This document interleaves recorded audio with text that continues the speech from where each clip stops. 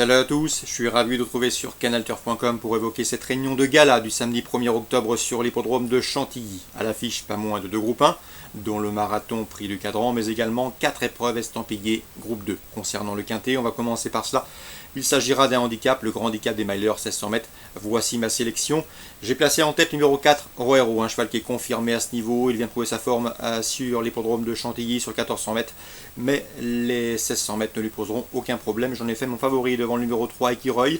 Lui aussi est confirmé à ce niveau. Troisième du Quintet Plus disputé à Chantilly le 11 septembre. Une confirmation logiquement attendue. Le 15, Super City méritait également crédit. Elle avait gagné son Quintet Plus en début d'année sur l'hippodrome de Deauville. Elle a confirmé, malgré la surcharge encourue, qu'elle était toujours compétitive à ce niveau en se classant 3e le 12 septembre sur l'hippodrome de Maison Lafitte. Le numéro 1, à savoir 14 et le numéro 10, Santamans, méritent également crédit. Ils ont été respectivement affichés 5e et 3e du grand handicap de Deauville le 14 août. Le 5, Alain Henry, vient de s'imposer dans un Quintet Plus disputé à Chantilly le 11 septembre. Il a été remonté de 7 livres sur l'échelle des handicapeurs, mais à mon avis garde son mot à dire pour l'obtention d'un accès site. Et pour des cotes plus spéculatives, attention numéro 2 Ross, qui est présenté par l'allemand Peter Schergen. Le cheval a un bon numéro dans les stalles, il est régulier, il peut venir corser les rapports. Attention également numéro 11, Bandanetta, une victoire et 3 places pour elle en 6 courses courues dans les quintets. Elle vient de s'imposer à Saint-Cloud en début septembre. Elle revient dans les handicaps avec des prétentions. Résumé chiffré pour ce Quintet Plus samedi 1er octobre, 4, 3, 15 As, devant le 10, le 5, le 2 et le 11. On va maintenant passer au groupe du jour avec le prix de Chaudenay, la première course du programme. Dans cette épreuve, le 101 Doha Dream partira favori. Lui qui compte déjà 2 victoires au niveau listed cet été à Nantes et Vichy, qui a terminé 3e et bon 3e du prix Niel. On lui posera a priori le 104 Moonshiner, 2e du prix du Reux, mais également premier du prix Lutèce, un groupe 3 disputé à Saint-Cloud sur la distance qui nous intéresse, celle des 3000 mètres. Donc ça ferait le principal opposant à Doha Dream, 101-104. Dans la suivante, le 204, The Juliette Rose mérite crédit. Elle était à l'instant pressentie au départ du prix de l'Arc de Triomphe. On a préféré finalement le prix de Royal-Lieu pour elle, ce groupe 2. Elle a remporté le prix de Royaumont, un groupe 3. Sur le tracé qui nous intéresse, celui de 2400 mètres, elle a ensuite pris la 3e place du prix Vermeil. Sa chance, bien évidemment, saute aux yeux. À mon avis, la plus indiquée pour lui apporter la contestation sera peut-être l'Alme britannique, le 201 Almela, son aîné, qui vient de s'imposer très facilement dans une Listed Race en Irlande et qui auparavant a terminé 2e de groupe 2. 204 l'opposition, le 201.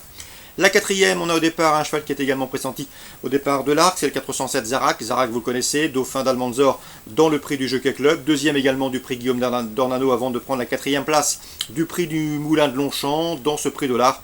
Ce 407 Zarak s'annonce redoutable. Je le poserai en priorité l'allemand, le 403 Potemkin qui a terminé 3e de groupe 1 Outre-Rhin cet été, 407-403. Dans la 6e, on a au départ un certain Dicton, le 605, un cheval issu des courses à réclamer, mais lequel a prouvé depuis qu'il fallait compter avec lui au plus haut niveau. 3e de la poule d'essai des poulains, 3e également du prix du Jockey Club.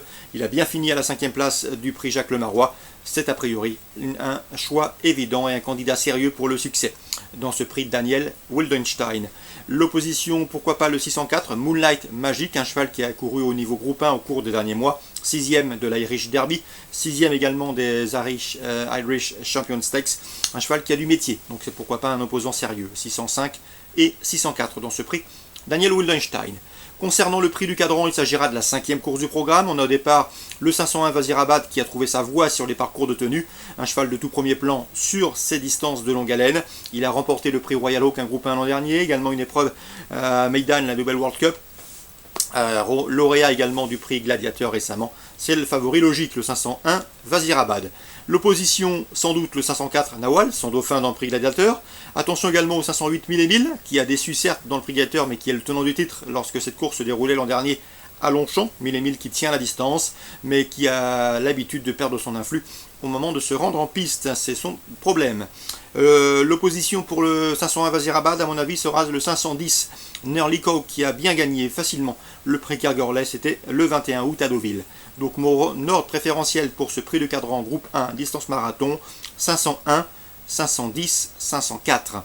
Concernant la Qatar Arabian Trophy des juments, une épreuve qui rassemble les meilleurs, le haut du pavé dans cette promotion, eh bien le 706 Nazik s'élance avec la confiance d'Olivier Trigodet.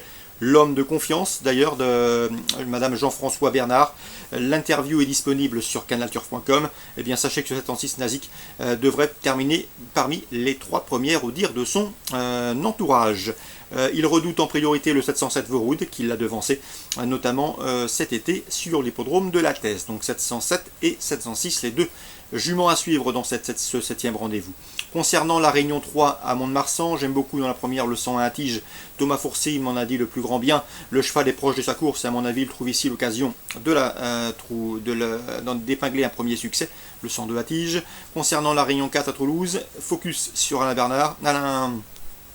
Laurent, avec le 308, c'est Aguero de Joute qui reste sur 2 probants succès à Auch et à Strasbourg. Il a gagné très facilement la dernière fois à Strasbourg et à mon avis rien ne s'oppose à une confirmation. Il déléguera également le 407 classique Montana qui reste sur la bagatelle de 5 victoires consécutives. La passe de 6 est possible, d'autant que le cheval est déféré les 4 pieds, fait face à un engagement intéressant et a marché 15 effractions sur l'hippodrome de la Capelle lors de son avant-dernière sortie. Bref, autant d'atouts qui plaident bien évidemment en sa faveur. 308 et 407, pourquoi pas un carton plein d'Alain Laurent en Réunion 4 à Toulouse. Voilà pour les infos de ce samedi 1er octobre. Excellent jeu à tous. On se retrouve désormais demain pour une nouvelle émission. Elle concernera, vous le savez, la Qatar, prix de l'Arc de Triomphe. 95e édition de ce prix de l'Arc de Triomphe. On est hâte d'y être.